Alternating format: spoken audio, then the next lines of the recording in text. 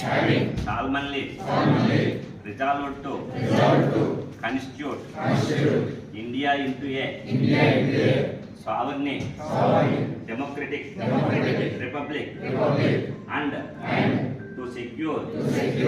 to all its citizens justice, social, economic and political liberty of thoughts, expression, belief, faith and worship, equality of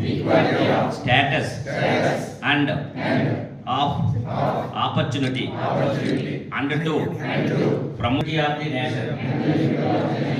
in our Constituent Assembly this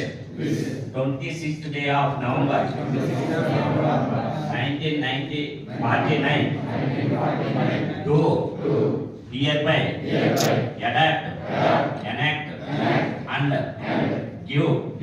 to ourselves this Constitution